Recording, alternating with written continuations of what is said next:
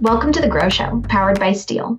On The Grow Show, we share ideas, tips, tactics, and insights to help you grow your landscaping business based on our team's 40 years of experience running a landscaping company and working with other owners and their teams to do the same. New episodes are released weekly on Wednesdays. Without further ado, here's your host, Marty Grunder. Well, good morning, good afternoon, good evening, wherever the case may be. This is Marty Grunder from Grunder Landscaping Company and the Grow Group. Thanks for downloading the Grow Show, powered by Steel. Today, we're going to talk to my friend, Seth Jones, the editorial director from Landscape Management Magazine. But first, a reminder, you can get the latest edition of your Grow Show delivered to your phone, tablet, or computer by subscribing wherever you get your podcasts, or watch us on YouTube for an enhanced learning experience. The Grow Show is the greatest thing since Landscape Management Magazine. It's far and away, yes, Seth, it's far and away the best publication in the green industry. I read each issue cover to cover. If you don't subscribe to it, Seth's holding it up right now. You should. And by all means, turn to the last page for my monthly column and read it. Now on to the Grow Show and our guest, the editorial director of Landscape Management Magazine, comic book collector, as you can see, and a huge Kansas City Chiefs, Kansas Jayhawks fan, Seth Jones. Seth, welcome to the Grow Show. How are you? I'm great. What an introduction, Marty. I don't know if, I'm done here. My work is done. Thank you for having me. You covered everything. We are proud to be the only publication in the world that features Marty Grunder's column every single month. So if you like this show, and you better be getting our magazine, it just makes sense. Marty, you're great as a podcaster, but you're really great as a columnist too. So it's a fun partnership. Thank you. And it's pretty cool. Off to the side here in the Steel Studios, we have some of those awards that we've won for the columns from TOCA, which, something, Seth, I will never get tired of winning awards. It's always an opportunity to recognize your team. And Emily Lindley here, our content manager, she edits my column and helps me. So we're very proud of that. Thanks a lot. Well, I know you give credit where credit's due too, because I've emailed you before and I said, Marty, I'll read your column before we take it to print, and I'll be like, Marty, you really nailed it this month, and you're like, hey, I can't take. Emily helps me a lot on these. These are these don't come not all of us in journalism school, but you guys got a good team going there.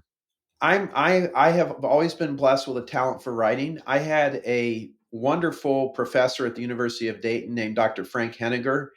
And just a quick funny side story, Seth. When you walked into his class, the first day he said he was from New York. He was a little arrogant. I'll be honest with you. When I first went in his class and met him, he rubbed me the wrong way. I didn't like him. And he was talking about how he taught at UD for 15 years. And he said, in 15 years, I've handed out 5 A's in this class. So don't expect to get an A. Now, this has been well documented by me. I graduated from the University of Dayton, Seth, with a 2.21. All right. If you're familiar with grade point averages, you know that ain't real good.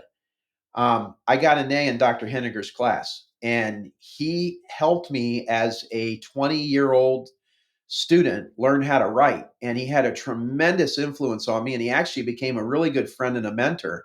And it's just, I only remember the names of maybe 4 or 5 of my college professors at UD, and he was one that really helped me a lot. And Emily, I think, we're given a little bit of how the sausage is made.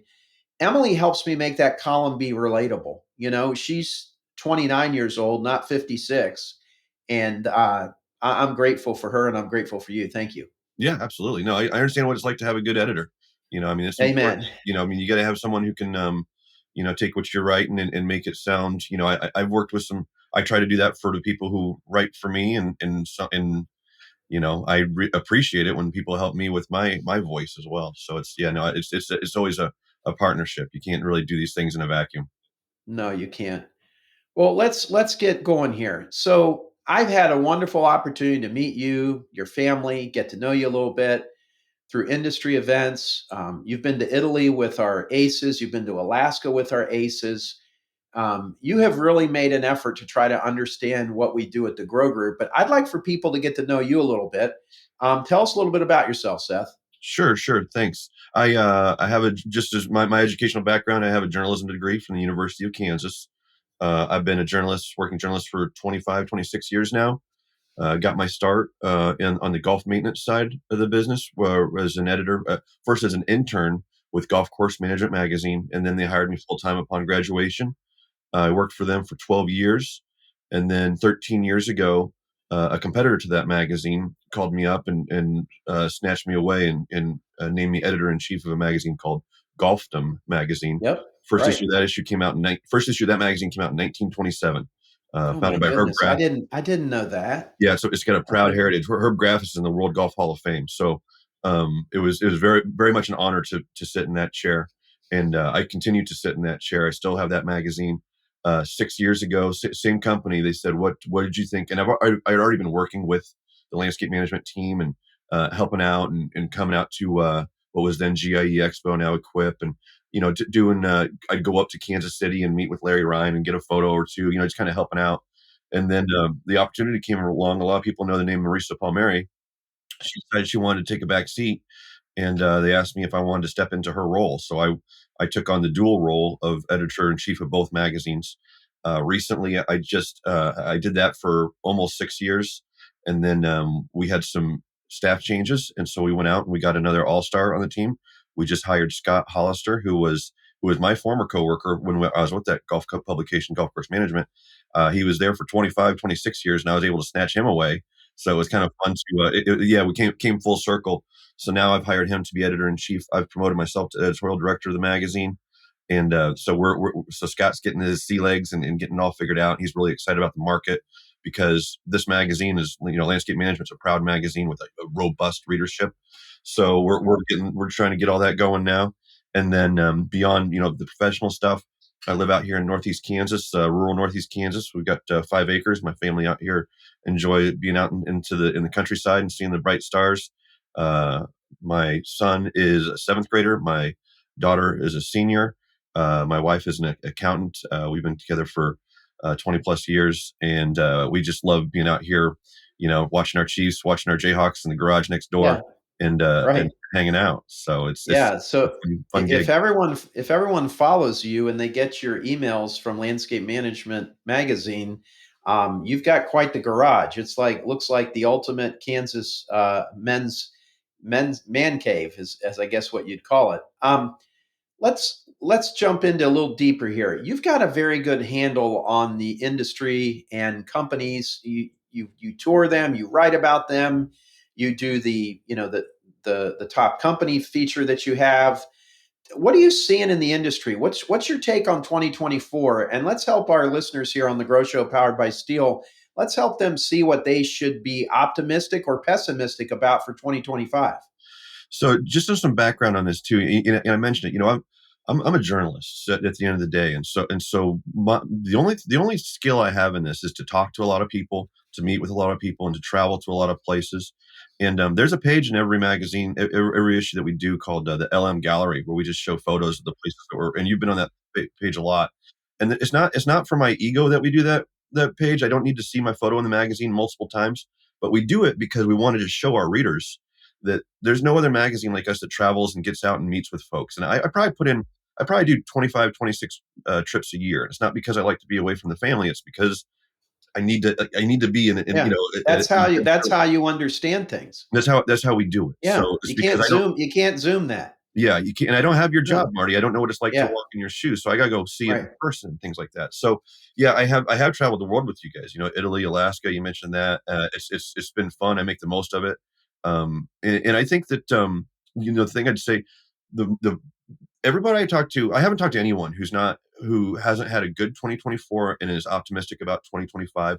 There is a lot. I do hear a lot of folks who are, um, and I wish I could remember who told me this, and I'm blanking on it. But someone said to me the other day, "Why do we have to have the election every 4 years? Why couldn't we just do it 8 years?" Well, let's just change that because I'm tired of my business going through a cycle every 4 years where my clients get Yeah. cold I feet on I what's I going can to happen. relate. Right. And I thought that was pretty. I was like, I've never really actually, because it's just you just grew up with it. Right. Every 4 years we have an election, and then I was looking at it from his point of view, where it's like, why do I have to have this a little bit of drama with my clientele based on uh and I hear funny stories about it too. Matter of fact, I was talking to a guy in Austin who said that based on the result of an election, he had a client call him up and cancel the service solely because of the results of the election. It had nothing to do with anything else other than Oh the my sky was God. falling, and I laughed at Overreaction. that. Yeah. So, Yeah. but I'll say this to answer your question. I haven't talked to anyone yet who's in, the kind of companies I'm talking to. I'm not Yeah. really talking to Right. Chuck in a truck. I'm talking to Right. some powerful Yeah. companies. They're all having as good of a 24 as they were hopeful for, and their 25 is booking up nicely. I was told, and you probably know him, Garrett Herger out at Grow in Vancouver, Yeah. Washington. Yeah. He told He's one of our aces. Yep. Yeah. He told me that he feels like the biggest difference is it's just you just got to work harder to book the business right now. But other than that, he says he's rocking and rolling and ready to go. And so I from my travels and from what I can tell, even though I have heard some people kind of harping about like why do we got to go through this? What's going to go happen in November? Yeah. And Right. but they're all optimistic for 25. It's funny. There's two Seths in my life. One is our company president here, Seth Flum. The other Seth is you. I don't know any other Seths. And Seth has told us, he's told our sales team, like, listen, COVID was unique, and that was a different way of selling. The leverage was with the landscaper, and the questions being asked were, "Oh, could you please do this?" It wasn't about what's the price. It was about, how can we get this done? And really, sales today, as Seth points out, is that it's more about the way you had to sell before, and you got to hustle. You talk to some other landscape pros all the time. You mentioned sales as being a struggle. Are there any other themes that keep coming up besides sales? I mean, certainly you're hearing about finding and keeping people. That is one of the odd things to me. I'm not an economist. Vince Torchia here, my partner, he's our resident economist. But there's some things that don't add up. Normally if sales are tougher to get, it would be easier to get team members, and it's not. There are some things that they just they don't add up the way they've been in my first uh, 35 years of business, I'll say. I'll answer that and I'll say I don't think there's a universal answer to that one because I talk to people who say, especially when it comes to their staff, I've had people who are like, you know what, I'm crushing it because I've kept my staff and because I've got H2B figured out. I've And got that would be us. That would be our predicament. That's correct. So that's great to hear. And so I do hear. I also hear the horror stories too. But that is one where, like I told you on the projection 2024 and projections, and I feel like I really haven't seen any. Everyone's pretty up, which is something I listen to, by the way, because my magazine is free, and I'm worried about our advertising dollars. That's a loaded question for me because I want to know how our readers are doing, so I can know how our advertising partners are doing. In terms of labor, I will say that I get answers across the board on that, and you can never tell. Matter of fact, I just heard a story about a guy who got mad. Something went bad, and he had to just let a bunch of people go, more people than he wanted to, and he thought this is the end, and was able to reload, restock, and got back after it again. So there's a lot of stories out there where I'm like, huh, that sounds like a story to me. It's interesting to hear how much diversity in there when it comes to labor and what people are doing. Culture is something that always comes up on, and with that too, people start talking about how they treat their people and how it's a tough job. I mean, it's like if you can't, if maybe one of the reasons if you can't keep people is because it's a hard job, and if you're not taking good care of them, they're gonna Right. go do Well, something a little bit easier. we talk all the time in the Grow Group, whether we're teaching or working with our peer groups, the best way to get people to want to work at your company, it sounds simple and trite, but it's make your place a great place to work. Companies get focused on sign-on bonuses and all these things for new people. What about your existing people? We can. I'm interviewing you. I don't want to take over, but we talk about your bathrooms. Are they clean? Do you have good tires on your trucks? Are you saying hello to your people? Do you are you handwriting notes? Send them to their house, telling them thank you. Do they see a path for them to grow? That's like one of the best ones, if not the number one thing. That can they see an opportunity where they could go through your organization and grow? Since sales is a challenge, aside from hard work, is there any unique approaches or anything you're seeing out there about getting more sales that you could share with our listeners today? I've heard some things just about, like, for example, being proactive about, maybe mentioning things that could be done in the future, but not, So if someone calls you out to quote their backyard landscaping, show them other things that you could see done. If it's a commercial property, show the safety hazards along those lines. Is that what you mean? Yeah, yeah. Yeah. And I've heard you say it too before. I've heard you. I don't know if you coined the term or not, but it stuck with me when you said commission breath. That made me Yeah, laugh. right. Commission breath. I don't think I came up with that. I stole it from someone else, but I don't remember who. So Okay, but sorry. that was memorable. That was the Yeah, first time I right. heard that. But I've Yeah, heard people talk about just being proactive about planting a seed, yeah, about things that you could right. do, and then eventually it's almost like a subconscious thing to where it starts maybe nagging at you a little bit that maybe I do need that done. I'm going to put it on the calendar, and then I'm going to call and see. And like what you were saying earlier about what Seth was telling you about the difference in selling right now is when it was like these people work for me, and Yeah, right. now it's like it Right. kind of comes back and forth, so it's one of those things Right. where That's a now great way to say it. I'm going to steal that. It was before like they work for me. Now it's clear I'm working for you. I got to hustle. I got to be on my toes. I can't take any days off. And both situations are good. I think being hungry all the time is a great way to be, no matter if we're doing something, whether business is super good or it's a tough environment. I think being hungry is smart.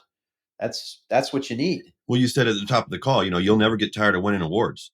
And I think that if I'm a competitive person, I always tell people that, I don't care if I'm writing a magazine article, if my magazine's got to go toe to toe, or if we're playing foosball, or if we're playing ping pong or whatever, I want to win. I don't, and I even do that to my kids. My kids know that I'm not going to take it easy on them. It's like you come out here, and I coach soccer.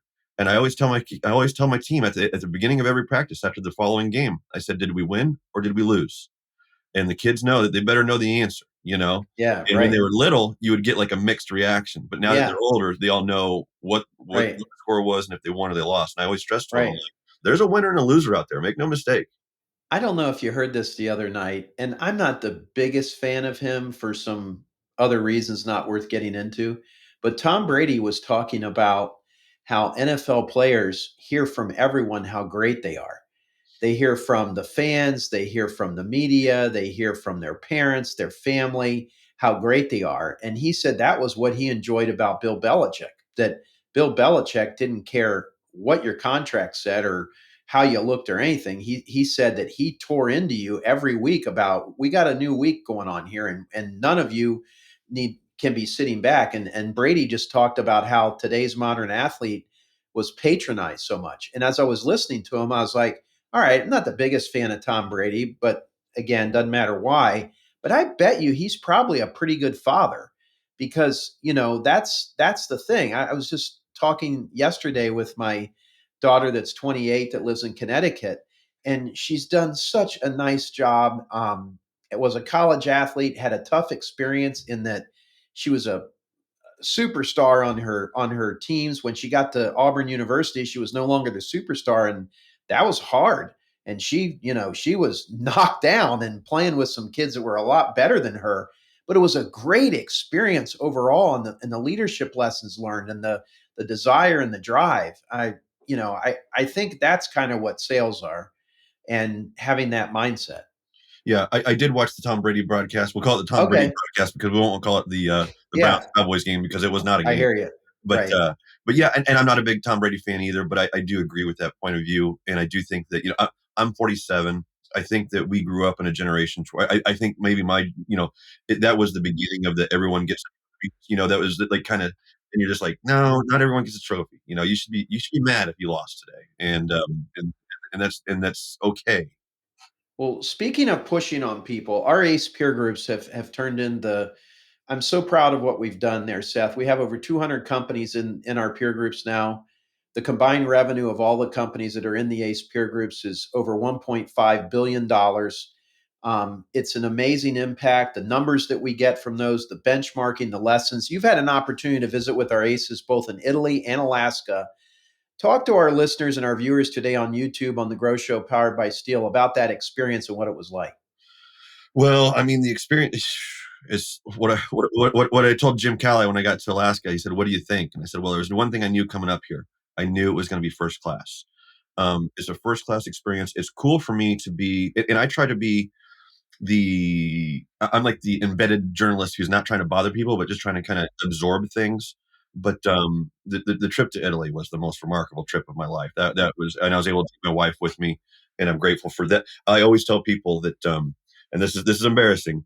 I got the invite. If someone canceled, and then it was like, who might be able to fill in, and someone said, I wonder if Seth would want to come, and I get a text message on October 7th, and the reason I know it was October 7th, and it was Vince, and he's like, how's about instead of coming up to Banff, what if you come to Italy with us? And I text Vince back, and I said, this isn't a text conversation. This is a phone call. We need to talk. Yeah. And Yeah. so from October 7th, I then found myself on October 21st sitting in some amazing estate in rural Italy Incredible.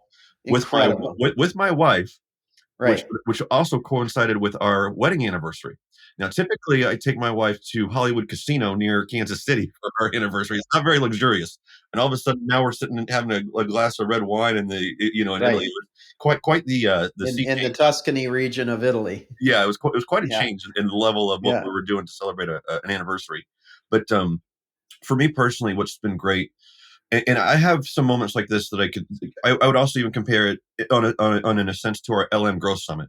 When you get a group of guys together, going to a And trade gals. show, it's just chaos. There's so many Yeah. people got to talk Yeah. to each other, and you're running, and then you don't know if you're gonna get the right person you want to talk to, and oh, that guy's on his lunch break, and as opposed to going to something like this where you get to just hang out with folks.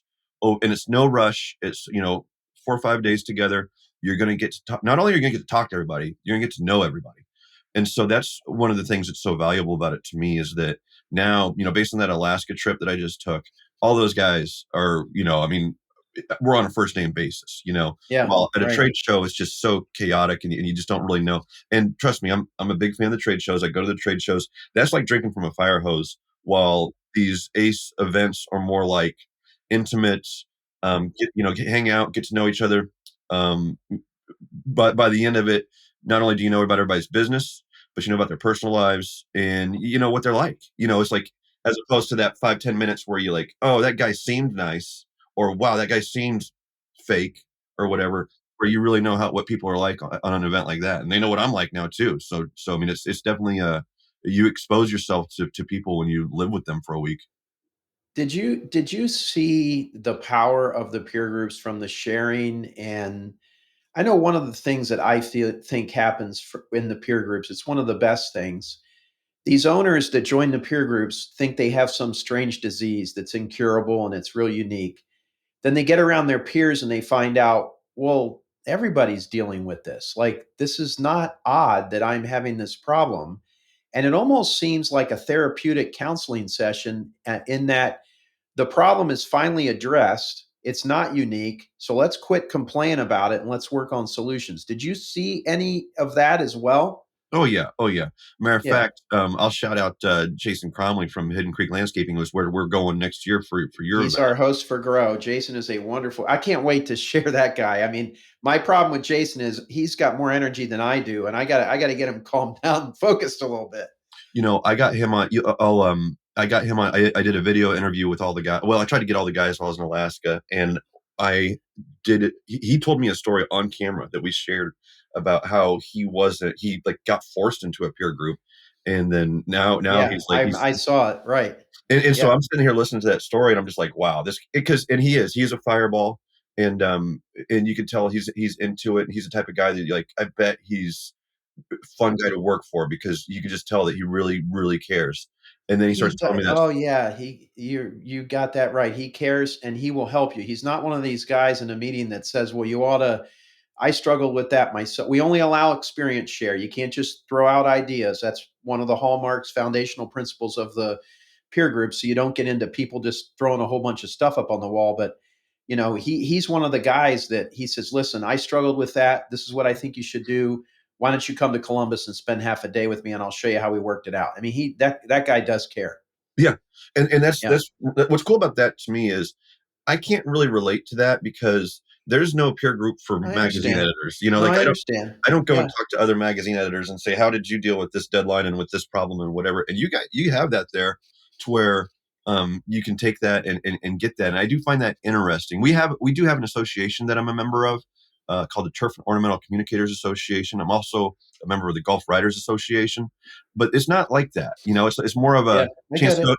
put on a sport coat and go talk to each other and, have a nice dinner and whatever, but you don't really get down into like, talk to me about your business. It's like, well, that's none of your business, Yeah, well, it is. in this, it's more like, hey, let's, how did you overcome this? What are you doing this? What's it like in your neighborhood? And what do you think might be coming my way? And that's an interesting competitive advantage that these guys have.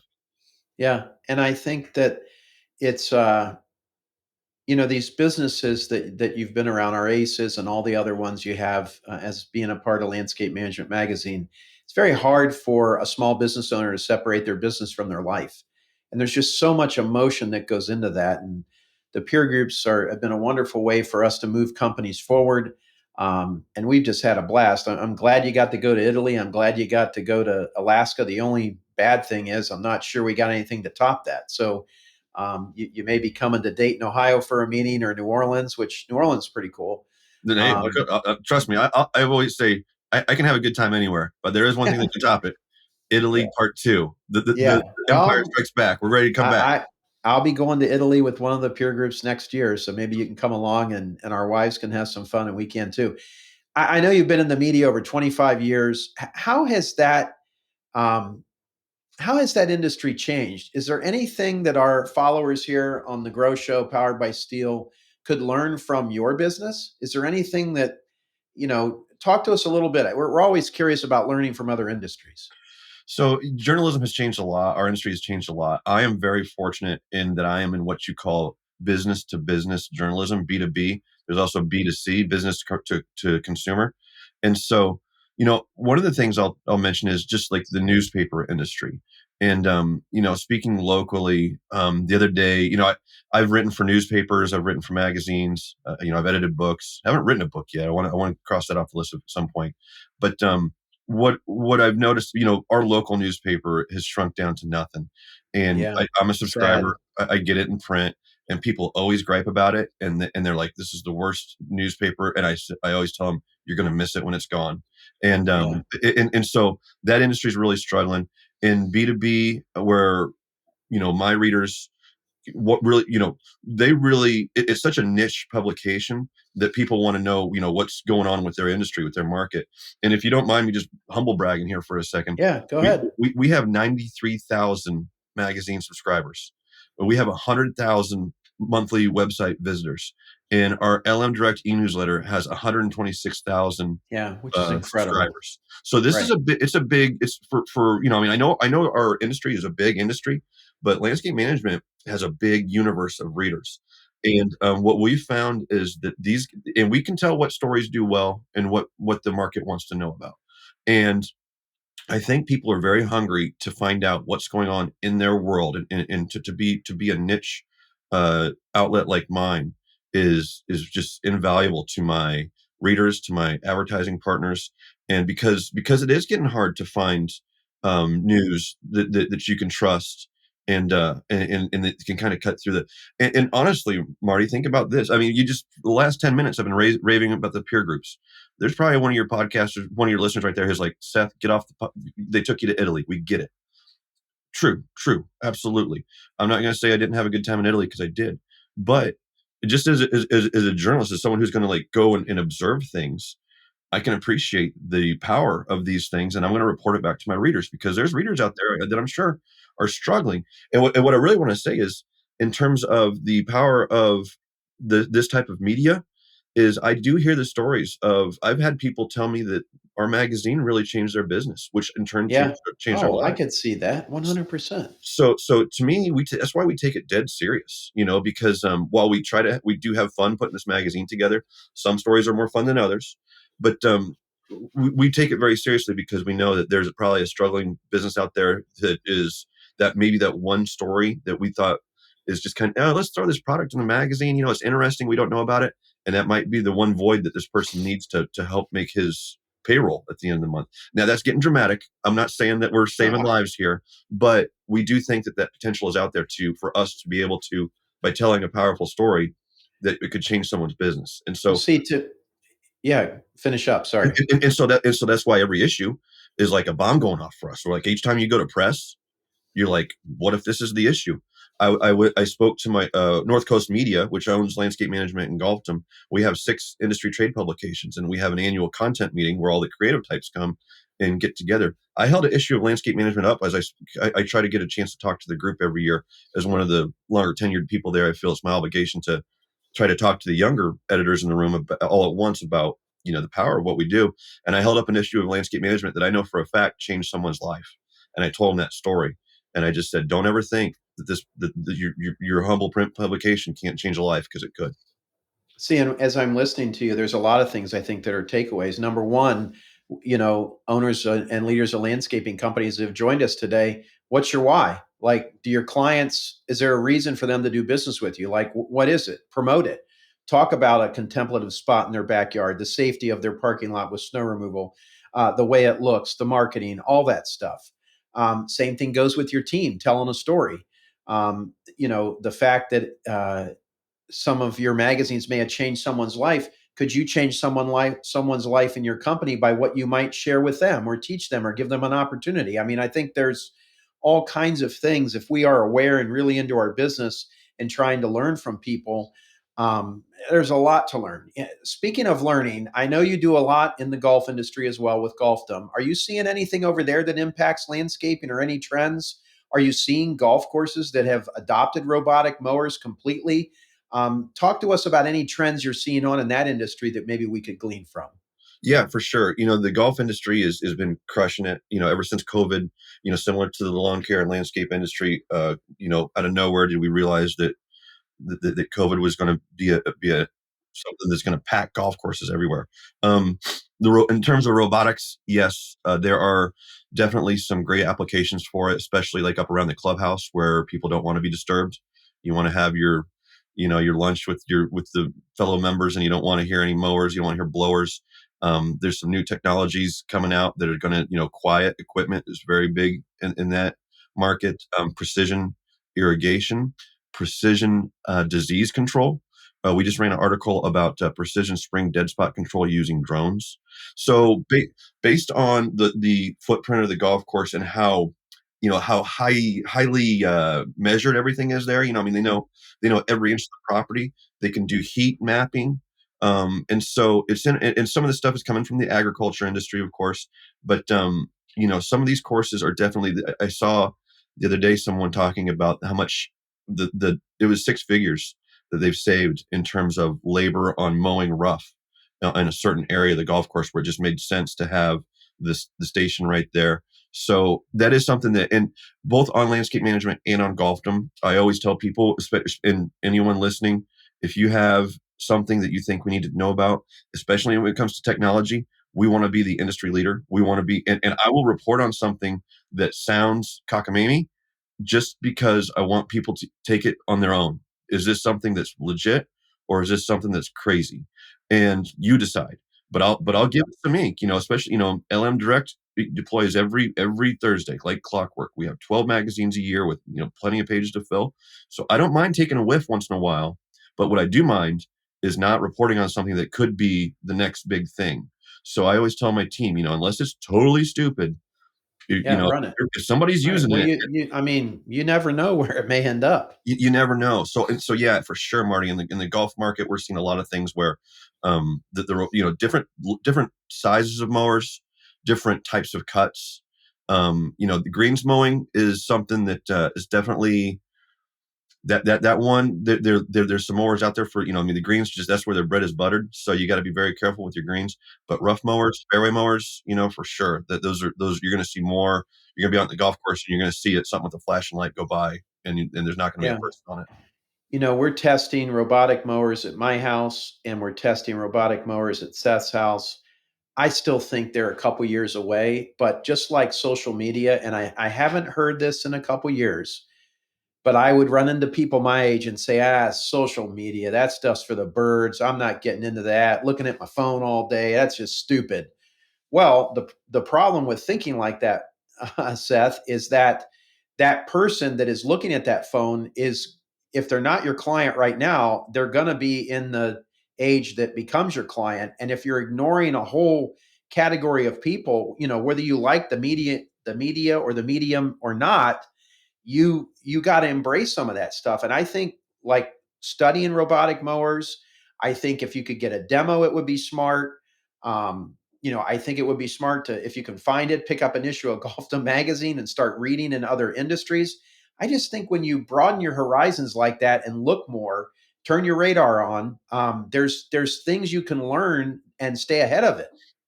So golfdom.com for anybody who's it's just as Okay. free as landscape management. So, landscapemanagement.net, golfdom.com. I Well, do have I my am going to go on today and subscribe. That sounds great. Thank you.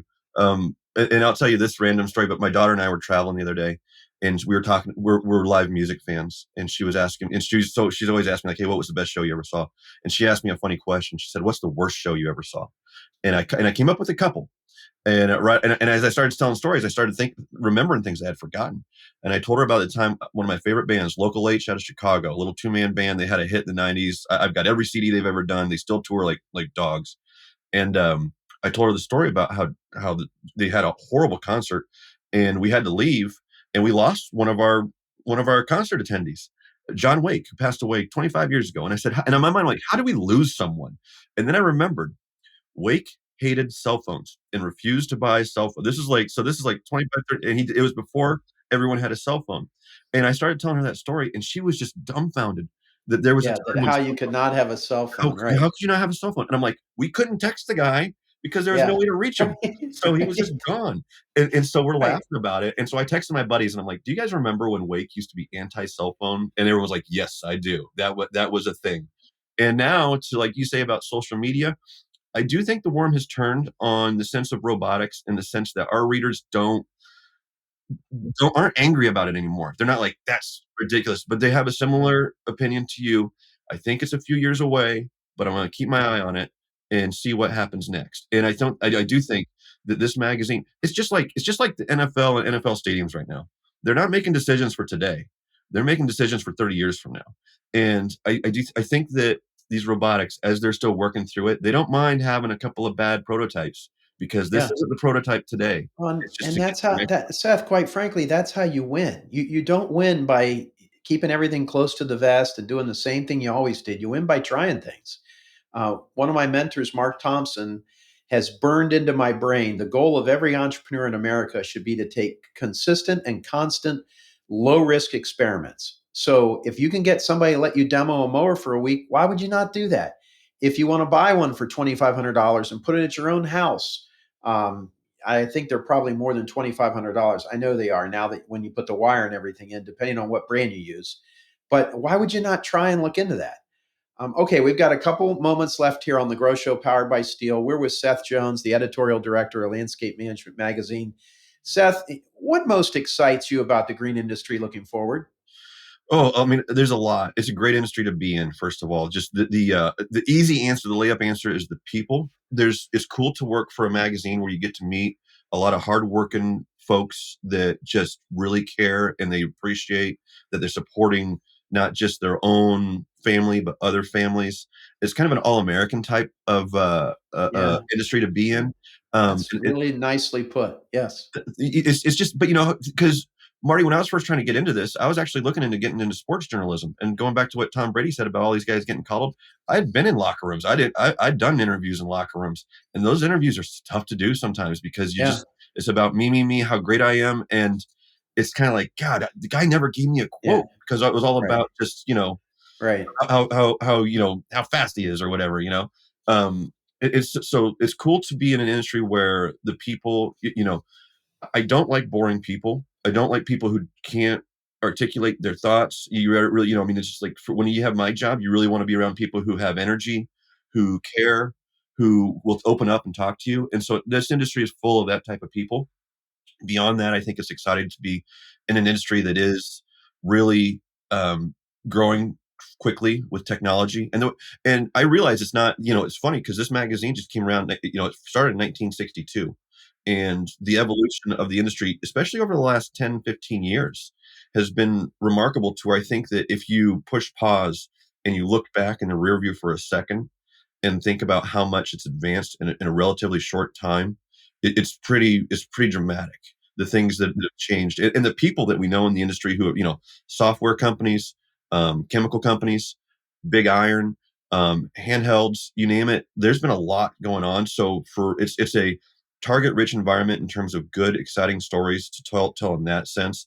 And then I also think that just it's cool to be involved in something that's beautifying the outdoors.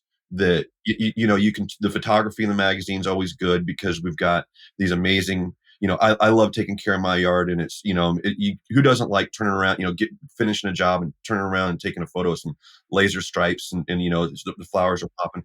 So there's a lot to be excited about. And I could have been doing a lot of, when you're a journalist, you can end up in a lot of different places, including the unemployment line.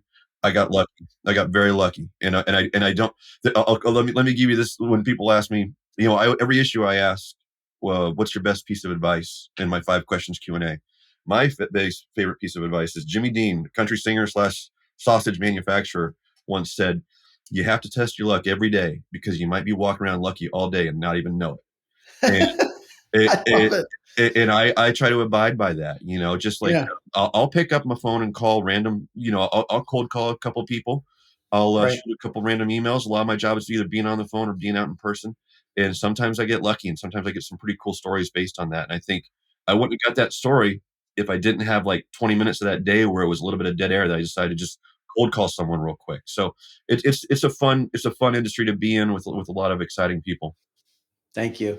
Well, speaking of stories, I know that you're always looking for stories. If someone listening to the Grow Show, excuse me, has a story or wants their company to be featured in landscape management, how might they go about that, Seth? I would encourage them to go to our website, and we have a tab that says, have a story, so, tell us. And then if you pick up our magazine too, there's multiple places. My email, my team's emails are all in there.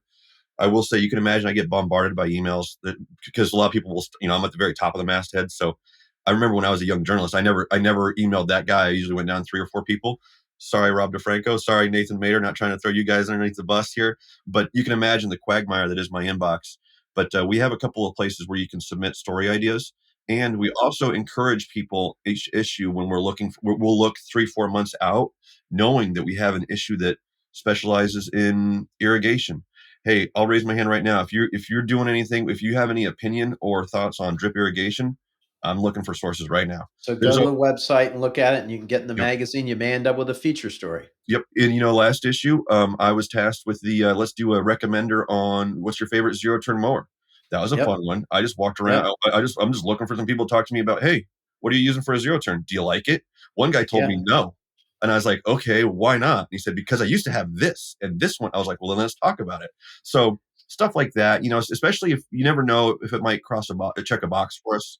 And, if it's like, hey, our company's great, it's growing, it's and the CEO's wonderful. Okay, that's, maybe we need a little bit more than that. But yeah, keep us in mind for stories. We're always Yeah. looking for something that's unique. Oh, and I think you just, like anything else, you got to put yourself out there. I mean, I know when we ever have something, I get with you, and more times than not, you're very open to it, and it ends up in the magazine. So, folks, you just heard it right there. There's no like secret magic there. You got to ask. All right, let's wrap this up. And in past years, I felt better about this, but you want to make a little wager on the air right now, like the Kansas Jayhawks, your team, the Dayton Flyers, my team, the Kansas City Chiefs, your team. By the way, I'm a big Harrison Butker fan. I like the guy, I like the Chiefs, and my Cincinnati Bengals. The Bengals were awful last week. We play you this week. It'll be a little bit before this episode comes out. But what would be the bet? Does it mean I got to wear your Kansas Jayhawk shirt around? I mean, what do you want me to do? What's funny, Marty, is I'm glad you brought it up because I'm pretty sure you have both a Jayhawks and a Chiefs Super Bowl T-shirt in your closet right now, thanks to me because of our bets. So, Yes, but I not only have that, I have a Kansas City Chiefs hat, and my friend's son is your starting left guard, Joe Tooney. oh, we love So Tony. I do follow the Chiefs. Yeah, yeah. No, you want to do a little, what Yeah. my buddy and I from, he went to Iowa State. So what we do is we do a bet on basketball. We just based it on if the head-to-head matchup, depending on how many times we play, if we catch each other in the Big 12 tournament, and if we don't, it's just who goes farther into the season. All right. You Well, want let's just do who goes farther in the season, you want to do both and then yeah, is Jayhawks that Chiefs versus yeah Flyers yeah Bengals? Let's do that. Okay. Yeah. Okay. So you all heard it here, and it will mean probably on both cases I will be doing something embarrassing, but that's okay because I like Seth Jones. I like winning, and I like Marty Grunder. I like that. All right, Seth, thanks so much for coming on to the Grow Show powered by Steel. We really enjoyed it. And again, folks, go to Landscape Management Magazine's website. If you want to submit a story, go to golfdom.com. If you want to subscribe to that magazine, like we talked about it. And that's going to do it for this week's edition of the Grow Show powered by Steel. If you haven't done so, folks, subscribe to the Grow Show. And if you can, give it a rating or share a comment. That helps more success-minded landscape professionals find us. And if you really want to help us, share this episode with your team or any landscape pro you know. Heck, take it right now and text it on to them. Thanks for joining us this week on The Grow Show. We'll see you next week. Thank you for listening to this episode of The Grow Show. Be sure to subscribe so you never miss an episode. And head to growgroupinc.com for more information and resources to grow your landscaping business. A special thanks to the folks at Steel, whose support makes this podcast possible and whose reliable handheld power equipment makes our jobs easier daily. We'll talk to you next week.